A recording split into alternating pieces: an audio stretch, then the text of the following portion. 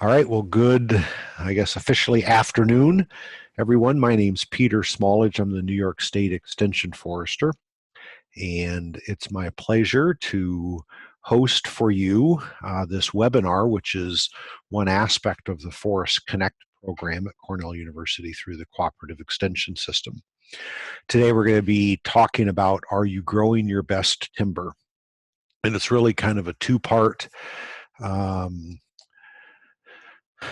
presentation. One is about how to grow timber, and then the other part is about something known as the Northeast Timber Growing Contest. And this is a contest, a friendly competition that's sponsored by the New York Forest Owners Association and ForestConnect. So this is, the competition is another programmatic activity of ForestConnect. So we're going to initially talk about why grow good timber and how to grow good timber. So think about some of those core principles. We're not going to get super deep into the weeds because there are several other webinars that are available that get into various details of how to grow good timber. Next month's webinar by Dr. Jeff Ward is going to be talking about rehabilitation cutting, which will include some aspects of timber production. So there are several. We've over the years had several very detailed silvicultural discussions about how to grow good timber. So this will be kind of some general principles, but with a slightly different spin, and then talking about this Northeastern program. So what can you expect from good timber management? Assuming that you harvest your trees someday, or somebody does, there's going to be increased revenue, because when you're growing good timber, you're concentrating the growth on the biggest and best trees, and so that value accumulates. And you'll have, presumably there are different ways that you can do it in terms of stocking rates per acre, but you would be able to have, based on whatever you have as a starting point, numerous high quality stems, and instead of diluting growth across multiple stems, you would concentrate growth on the best stems. By being involved in this directly, you're going to be increasing your knowledge about the ecology and management of forests. You'll understand how trees grow. You're going to be creating good, if not great, wildlife habitat, because it's going to require that you do some thinning, and there's going to be slash left behind. You'll diversify the vertical structure of the forest. You'll produce trees that have bigger and better fruit crops. And so these are all things that are good for wildlife. I think most people would find at least the growing part to be the aesthetics to be very pleasant. And that's because people just like to look at big trees. I've shown a couple here that are decent sized trees. These are 16 or 18-inch red oaks. And so they're nice to look at. They're pretty to look at. They have big, full crowns, and you get this sense of vitality when you look at them. And then these trees, because they're growing faster, will be healthier, and the resultant forest, the aggregate of these bigger, healthier trees, is also going to be better. So let's look at just two quick examples of what you can expect when you're thinning. And we're going to start first with an oak site. And so we have an oak site and then a northern hardwood site. And these are research data. These are publications that you could find on the web, and I'm giving you the reference in the lower right-hand corner. And this is looking at oak on a high quality site. What I wanted to do is to look at oak and northern hardwoods and compare high quality sites versus low quality sites. And high quality and low quality isn't really defined. That here it's defined as site index of 75. And you may remember that site index means that's a prediction of the expected height of the upper canopy trees at age 50. In the northeastern US, we use 50. So on this particular site, when these trees were 50 years old, you would expect them to be 75 feet in height. And that's all it says. You can't extrapolate from 50 years of age to 70 years of age necessarily, at least not without the curves. So it's a way to compare two different sites. So this is a site index 75.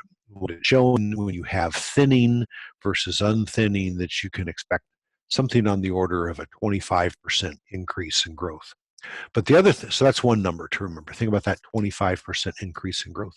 The other number is, what's the upper limit of production? And it looks like we're talking about 20, let's say for round numbers, 23,000 board feet per acre, and that would be cumulative.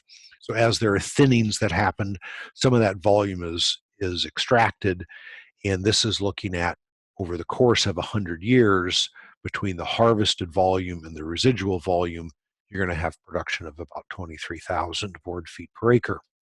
We can compare that to a low quality site. So this was a site index of 55 versus 75. So it's a fairly significant reduction in productivity. The increment is about the same. It's about a 25% increment, but look at the difference in the overall production. We're looking at about 11,000 board feet per acre. So one of the things that I'm going to mention in terms of strategies is to concentrate your effort on those better quality sites, because the payoff is maybe double what you have from a lower quality site. If we do the same comparison on northern hardwoods, and these are simulated data, so they're not actual data, simulated data, thinning versus unthinning, you can see on a high quality site index of 70, you at age roughly 100, you jump from 15,000 board feet per acre up to about 23,000 board feet per acre. So it's more than a 25% increase. It's significantly more than 25% increase. And the total volume per acre is about the same, right? We're about 23,000 board feet per acre. If we drop that to a lower quality site, we'll look at it, let's just say pick it at 120 years of age. You run from about 6,000 up to about 12,000, so you're having 100% increase from thin to unthinned. Total production is also back around slightly higher on the lower quality site index, but comparable to the oak in terms of the total estimated board foot volume. So thinning works, and these are just two studies. Forestry science has been looking at thinning for well over 100 years, so there's every reason to think that this is a good practice to engage in if what you're trying to do is to grow bigger and better trees. And this, I just wanted to show some data to illustrate those. So what we get in terms of some goals of thinning is that what we're trying to do is we're going to allocate resources, and the primary resource we're dealing with is sunlight. So we're going to allocate that resource that's necessary for growth onto the best trees.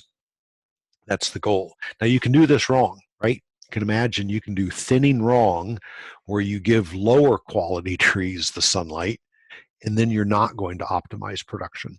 So you might grow your ugly trees faster, which some people do, but it's not going to result in. So these are trees that have poor quality stems. They have less capacity for growth. Average annual production is going to be down, things like that. So but you do it right, you're going to optimize production, you're going to capture the excess production, and as you're thinning, you're going to be removing those trees that would otherwise be lost to mortality. And that's an important, the trees lost to mortality is an important role that we can play as managers.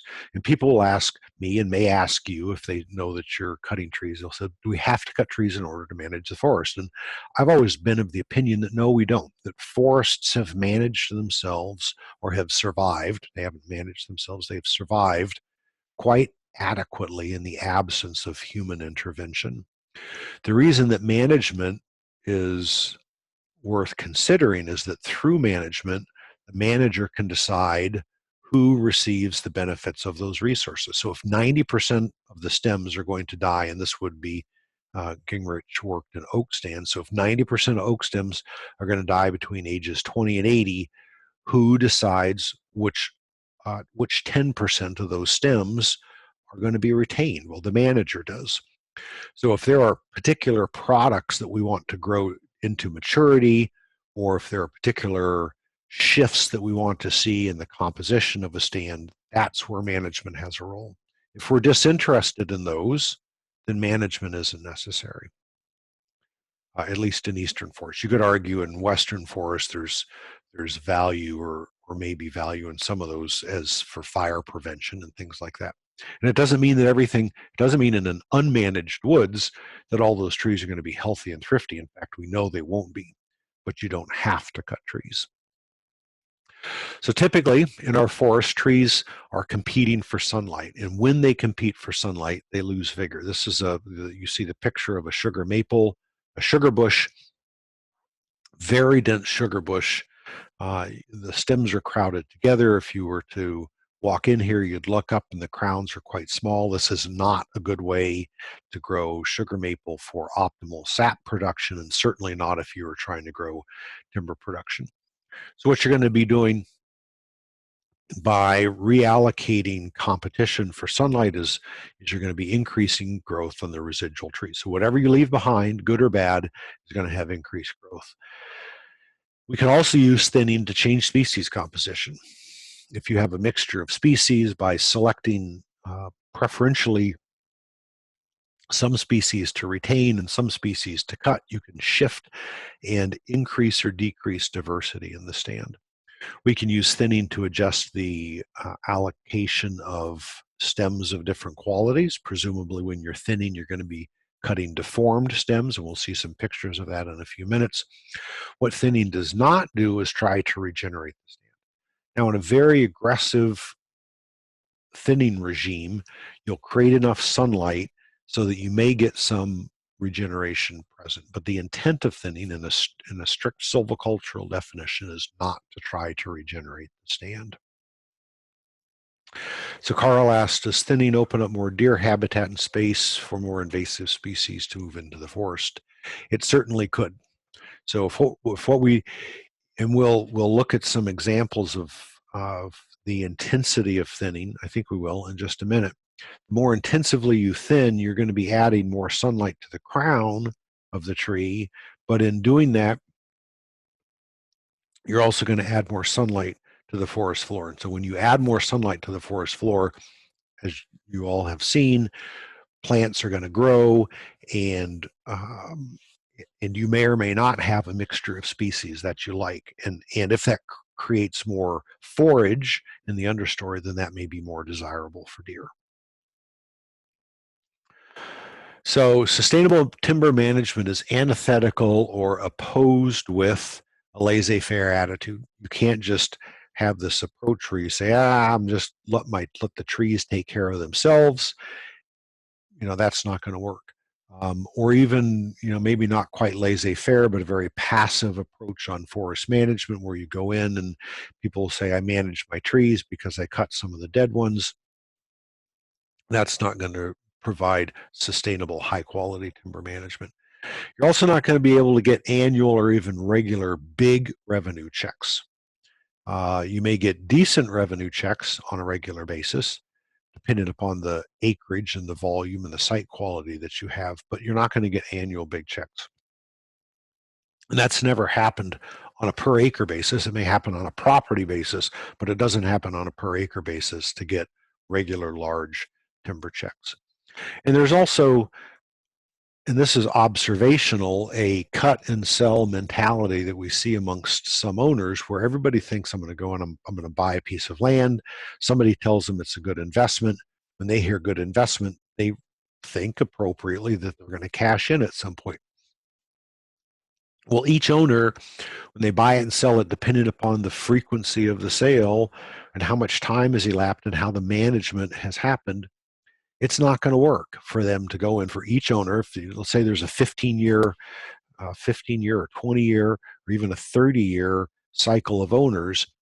Each one of them can't go in and cut it hard, maximize revenue, and then sell it, and then expect that the next owner is going to do something similar. It doesn't work because trees don't grow that fast. So how do we want to get started? The first thing that's necessary is so I see Tom raised his hand. I can't do anything with hand raising. So if you have a question, I'd say go ahead and type the question into the chat window. And to see the chat window, you'll see some icons in the lower section of the panel, maybe under the More button. Click on chat, and then you'll be able to type a question into all panelists and attendees.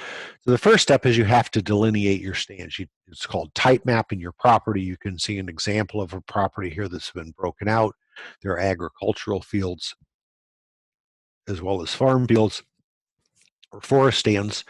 And ag fields are synonymous with forest stands. They're management units. So you define those based on the similarity within that particular unit. So if you have the striking examples would be a Christmas tree plantation and a sugar bush and a oak pine forest or something like that. So the things you do in one of those stands or one of those management units is going to be distinct from the management activities that you would do in a different one. The thinning prescriptions would be different, the harvesting prescriptions, the projected volumes and what have you. Invariably, there's going to be greater similarity within a stand than between stands. And allows you to focus as necessary on what's happening within a particular stand. And a stand map, as you see here, would be part of your management plan. So that management plan would have the map, and it would also have information about the trees that are growing in each one of those management units. The second step is to take the information that's in those management units. So you'd have number of trees per acre, you'd have things like basal area, you'd have average stem diameter, you might have some growth rates if you did some tree coring, and you would look at that and compare it to what you see on a soils map. And this is an image of a area of soil map units at the Arnott Forest. You can tell, so you can forecast some topographic features there. In the center, you see these kind of concentric rings, and at the center, that's the top of the ridge, and you can see these lines where the soil drops away to the left and to the right, which is to the west and to the east.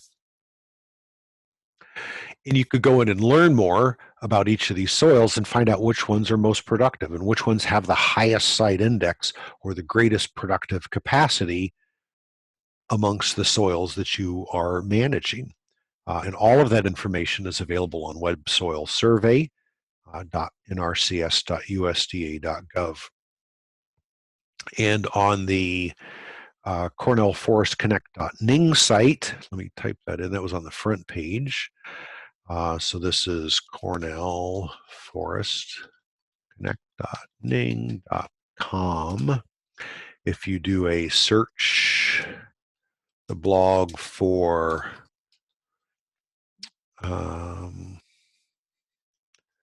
Web Soil Survey and Google Earth Pro.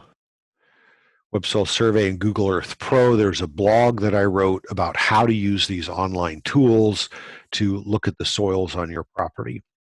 And included in that are links on how to use Web Soil Survey and how to use Google Earth Pro. So by doing this, you can sit in the comfort of your home and gain an enormous amount of information about your property and start to plan, where should I work first? And all other things being equal, you're going to want to first think about where are the best soils, and then see those areas where you have the best soils that are also aligned with the species that are most suited to those soils. You may have a good soil and have species that dominate that soil that are off-site. And so even though the soil is good and you like the species, they don't match. And so the growth potential of those mismatched species may not be as productive as what you would like them to do. You'll have to have boots on the ground in order to get some indication of stocking. We'll talk about stocking in just a minute, and then also average stand diameter.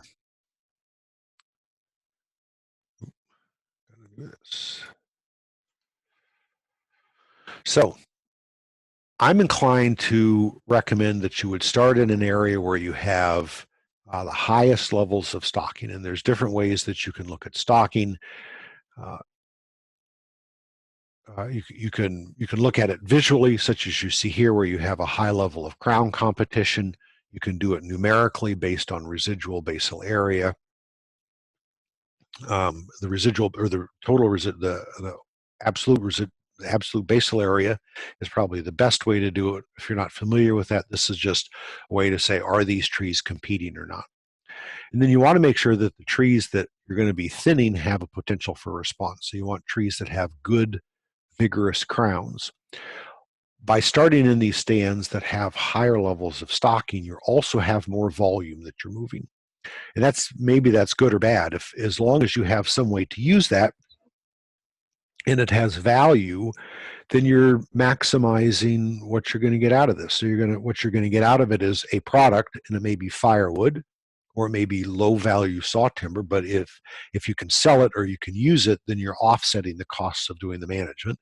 And then the other thing that you're getting out of it is you're growing higher quality trees faster. So that's a good thing. Carl says, do you think that geology maps will help determine trees and sites, or soil maps the best? I've never used geology maps. So soils are a function of geology, which is parent material, topography, microorganisms. Oh, this is the Hans Jenny formula, and I'm drawing a blank. There are two other pieces. I say microbes, moisture. So there's a few factors that go into defining what soils are. Geology is part of that. So the soils map would aggregate and include geology. So I would go with soils, and I've seen data that relates soils to forest growth. I've never seen any information about geology and forest growth. And I don't know the answer to that second question about using drones to make forest assessments. I think that's a technology that's going to emerge pretty quickly in the next probably 2 to 5 years. Whether or not we'll be able to use drones to get information about stocking is another story. But I think that we'll get some very good data from drones. So at your top priority stand, you want to concentrate growth in the best trees. So this is just re-emphasizing this point. This is because growth is going to be limited by sunlight. Here's maybe not a great quality stem, but what I'm illustrating is this is a tree that's been released from competition. You can see that there's blue sky on at least 2 sides of that crown. The tree is in the upper crown class, and we're going to look at crown class in just a moment. It has generally a well-formed crown. You'll see other crowns that are very diminutive, and those diminutive crowns are not trees that are going to respond well to thinning. They will respond eventually, but not with the same capacity that a well-formed crown will. And you can get the majority of your value by focusing growth on 50 to 75 trees per acre. You don't need 200 trees per acre. If you can concentrate growth on 50 to 75 good trees per acre, you're going to be doing well. And know that about 2/3 of the value of that tree is going to occur within the bottom 16 feet of the log, the bottom 16-foot log. So if you have good wood above that, that's all the better. But as long as you have a decent butt log, then you're going to retain value.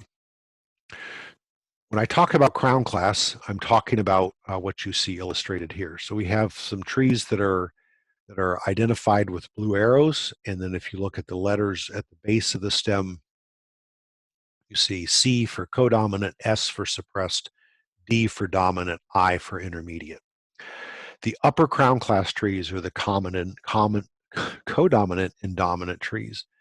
The lower crown class are intermediate and suppressed. And you can see just the size of the crown is an indication of the crown position, but also how much sunlight it gets and whether it gets sunlight across the full spectrum of the crown or just a little bit of the crown, or in the case of the suppressed, no direct sunlight to that crown.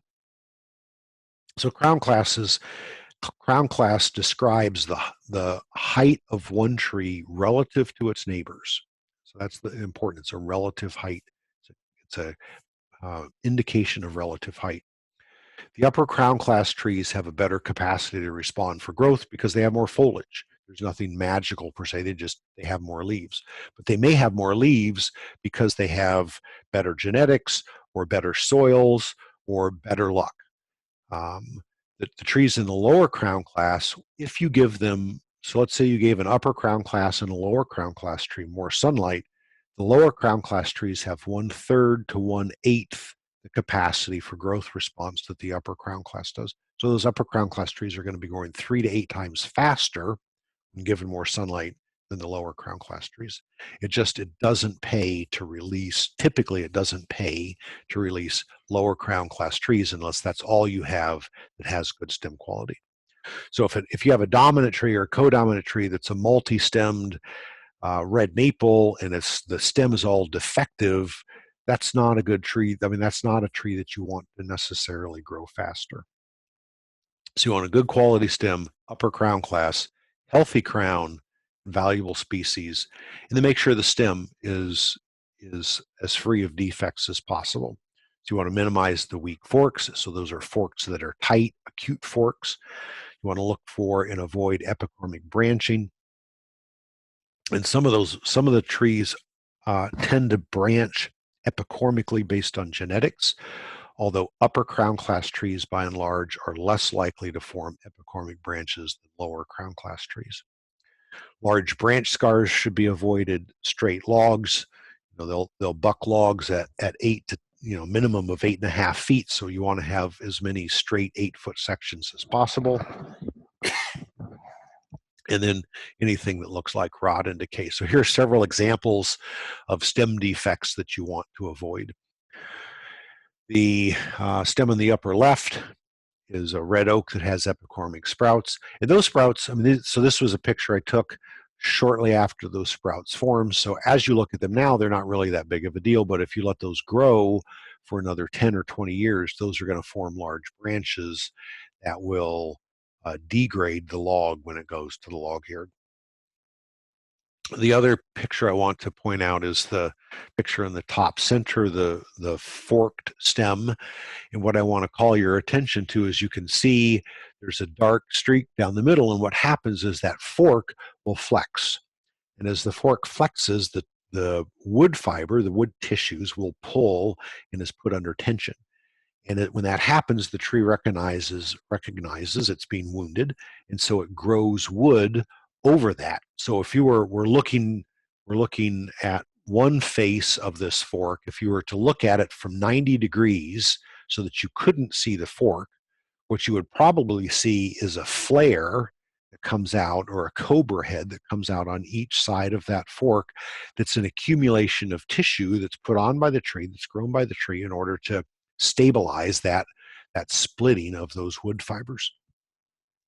That's a very weak fork. When you get that cobra head forming, that's a weak fork. It's not a matter of if that tree is going to fail, at least one of those stems will break away, but when it's going to fail. So that's a tree that would ideally be removed, the cobra-headed trees, so that you can reallocate that growing space to some other species. When we talk about thinning, and I mentioned this earlier, when we talk about thinning, we're not trying to regenerate the stand. So thinning happens under a type of silviculture, a pattern of silviculture that's known as intermediate treatment. So they are intermediate within the lifespan of the forest. And I have so this would be a kind of a growth response curve over a 150-year rotation of a stand. It might be over 80 years, it might be over 250 years. The point is, in those middle years, that's when you're going to be thinning. Towards the end of the rotation, that's when you're going to be thinking about regeneration. And you can have some overlap, right? You can see that there's overlap. In some systems, there may be more or less overlap. But with thinning, what you're not trying to do is to regenerate the stand. So you're not going to go out and evaluate your success based on the establishment of advanced regeneration, for example. All right, so let's summarize some of the thinning for sawtimber. What we're trying to retain are upper canopy, healthy crowned trees that are matched to the soils. They have good value to the species, good stem quality, and good projected longevity. We want to eliminate, because they're competitive with our desirable trees, any trees that are competing with what we want to retain. So it may be a good species, but if it's competing with another good species, then we may want to remove it. Poor formed stems or crowns, trees that are in the lower crown class, can be removed. And in the really lower crown class, they're probably not detracting too much from the from the growth of the trees, but they may, some owners want them removed. It may add enough volume to entice somebody to come in and do some of that work. Or we also want to remove trees that have a short longevity. So if you go to the YouTube channel for ForestConnect and type in a search for thinning or thinning hardwoods, you will get a full presentation on thinning hardwood forests for health and productivity. That says 11 months ago. That was quite some time ago, and we've added several since then. Now let's summarize a simplified view of forest regeneration. What we're going to use is seed trees, and we didn't really talk about this, but you can just see some of the differences between thinning and regeneration. We're still thinking about upper crown class trees, healthy crowns that are matched to soils, good species, good stems, good projected longevity. But we're thinking about other things as metrics and things that we need to worry about. We're not worried so much about epicormics, although that's a factor. We're not worried about accumulating growth necessarily. We do worry about what are the impacts of deer, how do we control interfering vegetation, and how do we make sure we don't fall prey to the temptation to high grade. And similarly, if you go to youtube.com/ForestConnect and type in regeneration, you're going to see some presentations on that. So how do we go about thinning? How do we make decisions? How do we pick the trees and what have you? There are two basic methods. One method is known as residual stocking. This method applies, and so stocking is the number of trees that you have on an acre, the volume of wood. So you can have a high volume of wood, and it may be a high volume of wood in small trees, in which case there would be a lot of small trees, or it could be the same volume of wood in larger trees, which would mean you would have many fewer stems per acre. And stocking is defined at an upper limit where you've reached maximum carrying capacity. You cannot squeeze any more trees onto that acre. Where you'd use this method of residual stocking, so it's the level of stocking that's residual after the harvest, are in situations where you have a relatively uniform distribution of acceptable trees. You have good quality trees, and you want to uniformly distribute them across the stand. It's a very quantitative approach, so you need pre-treatment data, or you should have pre-marking data, and then you go out and you mark to a residual threshold. You're going to be able to uniformly allocate growing space to good stems across the acre, and this is typically implemented by a forester. So they're going to be doing some point sampling. They're going to be using a prism or an angle gauge. That the actual science behind it, the mathematics behind it, isn't overly complex, and forest owners can do it, but most of them don't have the background to do it. And here's what a forester would do. They would use this as what's called a stocking chart, and you can see the A line, the B line, and the C line. And you would plot a dot, as you see the blue dot in the upper right-hand corner, where looks like we have about 330 trees per acre and about 105 square feet of basal area per acre. So the basal area is on the vertical axis, the trees per acre is on the horizontal.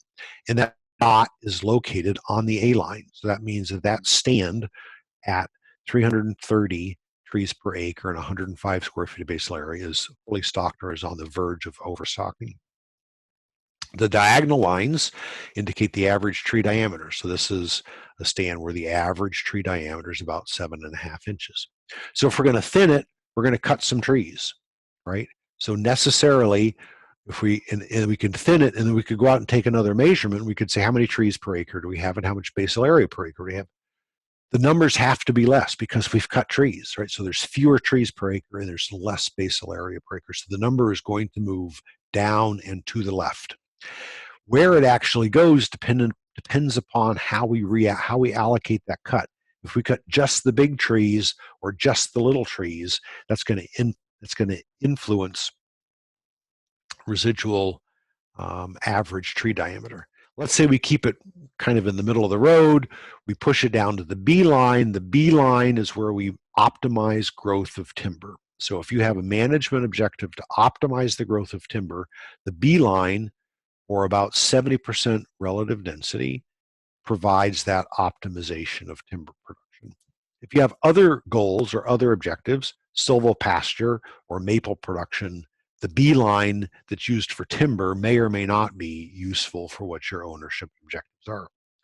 We cut it, and these lines are positioned, A and B are positioned so that the B line optimizes growth, and it also, within about 10 to 15 years, allows you to regrow back to a fully stocked stand.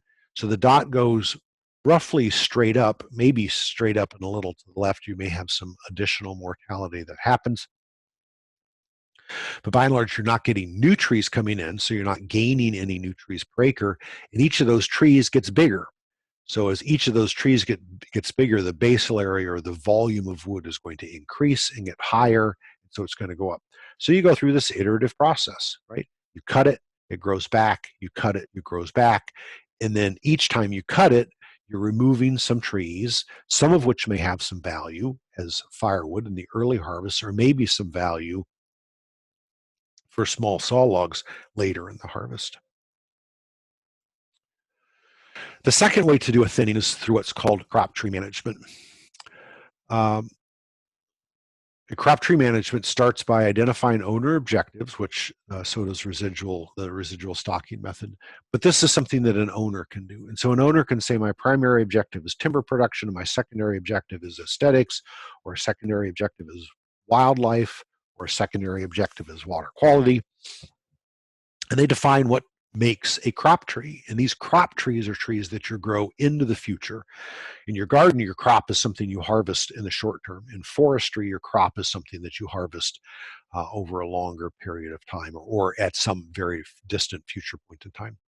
You do some kind of an inventory of your woods to determine the number and variety of crop trees that you have.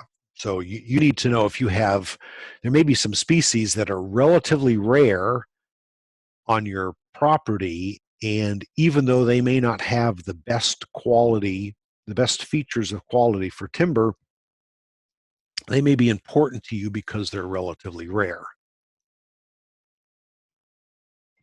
Excuse me. And so you want to favor those. So you need to have an inventory to know what that is. You will go out then, and I would typically recommend using flagging before you use paint, because it's easier to change your mind with flagging. And you're going to mark somewhere between 50 and 70 crop trees per acre. Then you'll go back and you're going to cut the trees whose crowns touch the crop tree. So in this picture, you can see that there's a crown in the upper right-hand corner that could have been cut. And then there's a crown in the upper left-hand corner, actually 2 trees, maybe 3 trees in the upper left-hand corner that are competing with our crop tree, assuming that our crop tree is in the middle. Realistically, what this illustrates is a tree or what this crown shows is a tree that's already been released on 2 sides. So it's, a 2-sided release. You can do a 4-sided release. The more sunlight you give it, the faster it's going to grow.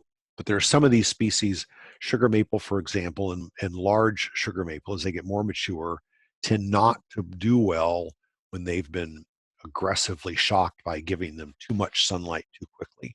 And in some of our thinning studies, we've killed some really beautiful sugar maple trees by thinning them too aggressively. So you can play it safe and do 2-sided or 3-sided release. If it's a younger stand, maybe the average diameter is 5 or 6 inches up to maybe 10 inches. I'd be inclined to push it harder and move it with a 3 or 4-sided release. So I talked about stocking, and that's, those A levels and B levels, and optimizing. The A level and the B level allow you to optimize production per acre by regulating stocking. Crop tree management does not regulate stocking, so it's not possible to control. So it doesn't control stocking. So you're not going to optimize production per acre. This is allowing you to optimize production on individual trees. So crop tree management is particularly good where you have just a few scattered good quality stems, and you can go out and identify them and release them. It's also something that's very manageable for woodlot owners. It doesn't hurt to get a state agency forester to come out and visit, walk in the woods with you and talk through what your decision-making process is, but it's something that landowners can very much do on their own. So Carl says, is thinning more of an art than a science? There should be an awful lot of science that goes into this. There's some art because you're looking at it and you're making judgment calls about the longevity of trees and the health and vigor of crowns. But the basic decision making is pretty well rooted in science. So thinning is a process for stand improvement during the life cycle. Yes. Thinning with resistance to pest and disease, it depends on how the thinning happens. So on a positive note, if you maintain diversity, maintain a mixture of species, and have faster growing trees, those trees are going to be less likely to be impacted by insects and disease.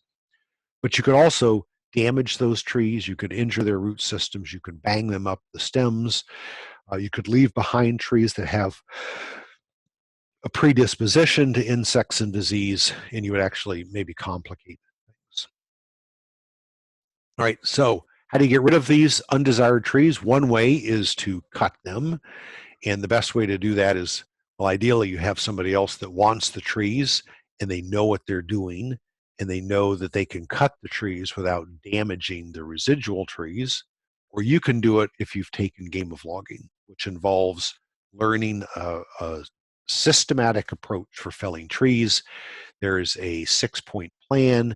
You check for hazards, you select your direction of lean, you calculate your hinge thickness, you calculate your hinge width, you detail out your cutting plan, where you're going to cut first, where you're going to cut second, how you're going to release the tree, where the tree's going to fall, and you have your escape path picked. And then you cut the tree. And you don't use ropes, you don't use pulleys, you may use wedges as is shown here, and the tree falls. Sometimes that's not what you want to do, so you may want to do some girdling. Usually I'm not a big fan of girdling, but there are applications where girdling is far preferable to cutting timber. And those are particularly where you have a lot of acreage and it's land that's not going to be heavily used, and your girdling is mostly done on the smaller trees because eventually they will fall, and they may fall in a way that is that damages the trees that are around them. So there are some trade-offs here. It's significantly quicker than felling. There's no immediate debris that you have to thrash around with. And as these trees die standing, the trees that are left ungirdled can grow taller and grow past them and are less likely to be injured when these finally fall apart. When they fall apart, they often fall apart, most often fall apart, a branch here and a branch there. So I've shown and indicated in that first bullet, the girdles have to connect or the tree doesn't die. This was a classic picture of what not to do. Don't make it too deep. You can see that lower one looks like it's a little too deep because you're weakening the structural integrity of the tree. The tree is eventually going to fall, so in your sugar bush, you can plan for these falling. If you have a sugar bush and you have tubing, invariably the trees fall during sap season, during a peak run, and they land on your main line. And you've created a woodlot with hazards. So if you think you're going to do this and then send a logger in 3 years later, the logger's probably either not going to do it or even not be able to do it. And you've also made trees that are very unpredictable and that you should not plan to fell in the future. You can have a commercial operation, as you see on the left, or a non-commercial operation on the right, and each have some attributes. In the commercial case, you're going to want to work with a forester, have a contract, and make sure that because you're leaving behind the best trees, you want to make sure there is minimal damage to those residual stems. On the non-commercial side, you're going to have to ramp up and get some skills, some equipment, and some knowledge. You may have neighbors, or I just say brother-in-laws in general, people that are, friends and family members that are happy to help, but some of them are more of a liability than they are an asset. So just be careful who you let into the woods with you, and make sure that everybody has the appropriate training and the appropriate personal protective gear. And in some cases, you'll thin and you'll cut the trees and you'll just let them lay on the forest floor and rot, because there's too much risk in damaging the residual trees than in the offset that you would capture by extracting the trees that you felled. Okay, so now that you've got an idea about how to grow good timber, how can you prove it? And how can you keep track of what your efforts look like? Well, one way to do this is through the Northeast Timber Growing Contest. This is an initiative of the New York Forest Owners Association, Dean Faucless, and myself through the ForestConnect program of Cornell. And a lot of people say, well, why do you need to compete? People question you, or you're talking to your neighbors. What it does is it sharpens your focus and attention on the forest. So you're zeroed in on it, you know what's happening, and by knowing what's happening, you're able to understand what's happening. You're going to increase your production, so what you're doing on these relatively small areas that you're measuring can be replicated across your entire property. That gives you more knowledge, and that gives you more skill. You can use it because there's going to be cutting involved to enhance forest regeneration. You'll build relationships with other owners and foresters. You can do woods walks with your consulting forester. You can do woods walks with a landowner association to educate the public or other woodland owners about productivity. And it's a way for some people have used this to build across generations. They have multiple generations engaged in the woods measuring those trees. So in the very simple version of these rules, so this is like super broad brush, we're at 30,000 feet. What we're going to do is we're going to measure some trees. We're going to standardize those measurements by soil quality. And by standardize, I mean it's like we're going to give a handicap to the really productive soils, and maybe it's a handicap to the unproductive soils. I don't bowl or golf, so I don't really understand handicaps, but you get the idea, I think. Trees, we're not going to penalize those people that own soils that are poor quality soils. You're going to compare these two measurements at two different points in time. You're going to look at the average growth per year. We recommend doing this annually, but you can do it every other year, every fifth year if you wanted. And you're going to submit the entry. So that's the simple kind of big picture look at the Northeast Timber Growing Contest. Now, let's get into the weeds. So the first weed we're going to look at is we have a type category. So you can have a hardwood forest, or you can have a conifer forest. The hardwoods, and I think the threshold here is you need to have at least 65% hardwoods in order to be considered hardwoods. And then you have a production category. So you can be, this is what you're going to measure. The simplest one to measure is basal area increment. So you go out, you measure trees, you calculate, well, we give you the formulas, we give you the template, so you just plug in your diameter measurements and it calculates for you basal area increment.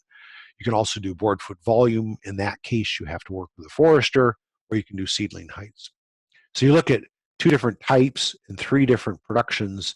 You could potentially combine and enter 6 different combinations of these. So for example, one of them is going to be hardwood basal area increment. Another one might be conifer seedling height growth as examples. In order to be eligible, we're looking for private individuals or K through 12 on their property, or youth clubs on public land. We make this open throughout the entire northeastern United States. And if there were people in other states, I don't have Indiana on here, Ohio on here, if people wanted to do that, we would certainly be willing to involve them. The point is we're trying to get people interested in their woods and out of their ground and taking measurements. Foresters can and arguably should be involved to serve as advisors and consultants.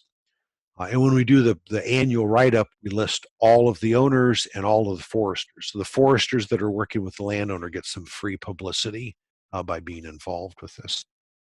So what are you going to measure? When you do the basal area production type, you're going to record square feet per acre on 3 different plots. If you're doing board foot volume, so this would be in basal area, you're going to have probably a single stand, and you're going to put in 3 plots, and you're going to measure all of the trees that are, I think, 6 inches, 5 or 6 inches in diameter and larger, calculate the basal area in year 1, go back and remeasure them, and compare those two measurements. Under board foot volume, you pick 20 trees from anywhere on your property, the best 20 trees that you have, and you report total board foot production. And then third, with regeneration, it's at the stand level, and you're going to look at the average height growth on 20 different plots.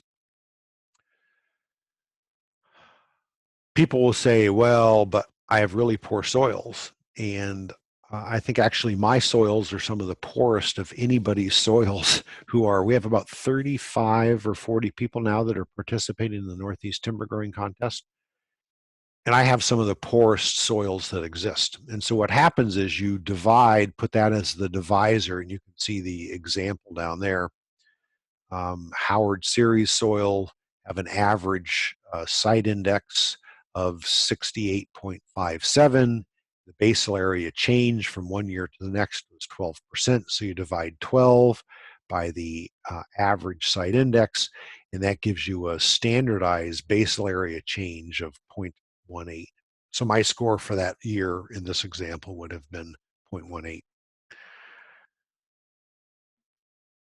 You're going to take your first measurements before July 15th. So the July 15th is like the tipping point. You have to take some measurements before and some measurements after that. If you want to take them on July 14th and July 16th, you can. Obviously, the further removed they are, pre-growing season and post-growing season are going to give you the most dramatic changes through time.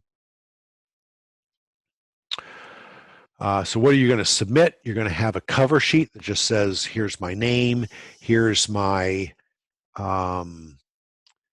county, here's my production category, here's my type category, soils data, things like that. It's relatively easy, and you download all these forms from timbercontest.com. The judges will evaluate them. They'll make sure that the entries are complete. They'll look for them to be legible, and they're going to validate the standardized growth data based on what you've provided. And the scoring looks like this. First place gets 10 points, second place gets 8 points, and so forth. And then each year there's an accumulation of points, and whoever has the greatest number of points is going to be considered the grand prize winner.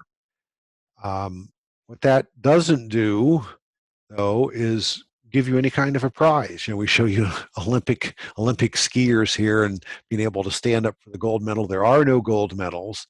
What you do is you accumulate your scores through time, and I neglected to change this. Currently, we've set it at a 1.0. So you saw that the calculation on that earlier one was about a 0.2. So you accumulate 0.2 or whatever it is over several years.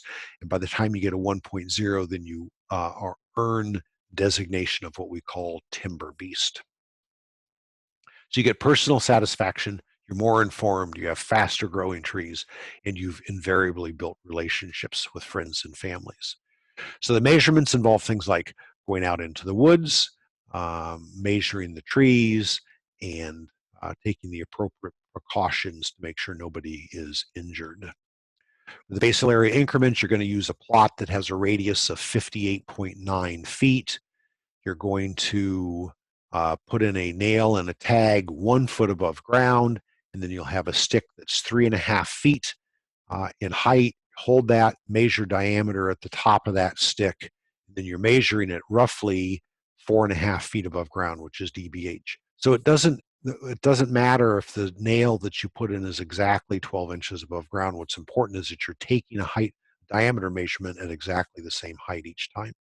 This is the kind of data that you're going to collect. So DBH, first measurement, these are some of my data, plot number, tag number, species, and the diameter on the 1st of April in 2013. And then each successive year, you will do more of those. With board foot volume, you're going to be looking for 20 trees. Here it says in one stand. I think you can, the rules allow you to look across your entire property. needs to have at least 2 clear faces. You're going to measure the DBH, and you have to have a practicing forester who estimates merchantable height. And then you can use any, you can use volume rules as long as you're consistent and you look at the relative change, percent change in board foot volume over time. And this is what that data sheet looks like. And with seedling growth, you're going to go in and you're going to measure, put in several plots, and you're going to measure the height increment, average height increment on 20 different plots. You can use seedlings that are protected by a perimeter fence, but we're not allowing at this time plantations or tree tubes to be included, or stump sprouts. So you put in what's known as a mill-acre plot, or 1,000th of an acre, 3.7 foot radius, needs to have good stocking, and you take measurements on those trees based on their annual increment. So you can do this, you can get all of the data you need with one visit, and you can see each of these pictures. The blue arrow shows the terminal bud scale scar, and so you could measure the height increment of each of these stems, and from that calculate an average annual increment of your seedlings. And this is what that chart looks like. So there's equipment that you're going to have to get. So there's a little bit of an expense associated with this, but there are also a lot of people, at least in New York, that are doing this, and they're sharing of supplies and things like that. And I've given some examples here of places where you can go out and get some of these supplies. So I encourage you to go out and measure those trees. And you can get more information about that at timbercontest.com. All the rules are available there. You can also get information about forestry practices and thinning practices at the other 2 websites. And then I offer you there my email address, Dean Faucless. So Dean Faucless at frontiernet.net is a point of contact for the timber contest. Or you can contact me, and then I can share that with Dean. So that's all I have. It's 12:58, and I'm glad you all are here. Appreciate that. And I want to open the conversation up now to anybody that has any questions.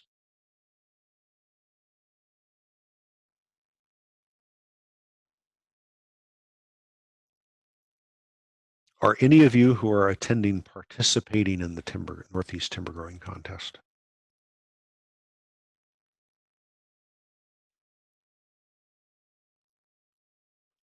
Jeff raised his hand. Jeff, so if you are going to type into the chat window, yes, participant or something like that.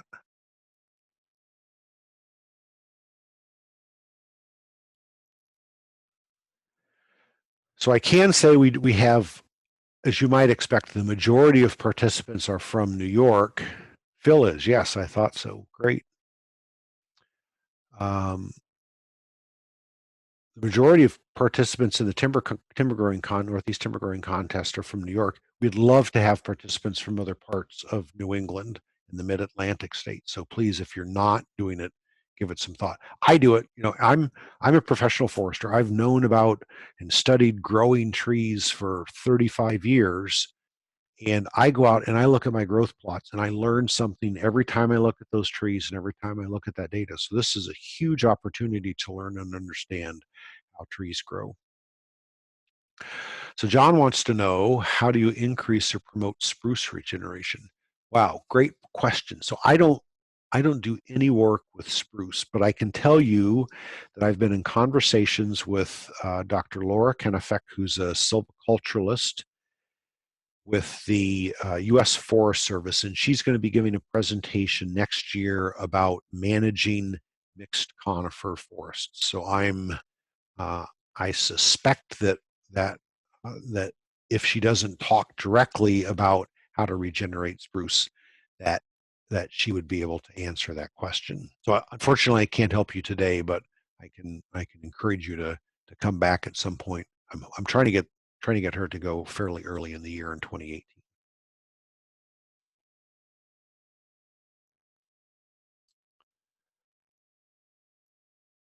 Yes, Gary's got a good point. So up at the University of Maine, they're that's spruce country up there. So if you get a hold of the University of Maine Forestry Extension, or somebody in the Department of Forestry. They don't really have a forest extension person, but if you contact the Department of Forestry at the University of Maine, or look on if you did a search on the Forest Service website, so it's called Tree Search. Let me see if I can, I'll try it. It's something like fed.gov maybe.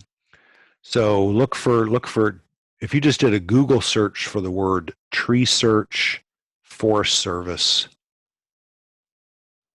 something like that. Maybe it's tree research. No, it's tree search. So the U.S. Forest Service has aggregated all of their research publications from way back onto this, maybe not on that particular website, but on one that looks an awful lot like that. So if you went in there and typed in spruce regeneration or conifer regeneration northeast, then you'd be able to get it. Yeah, so Bob Seymour is the silviculturalist up there.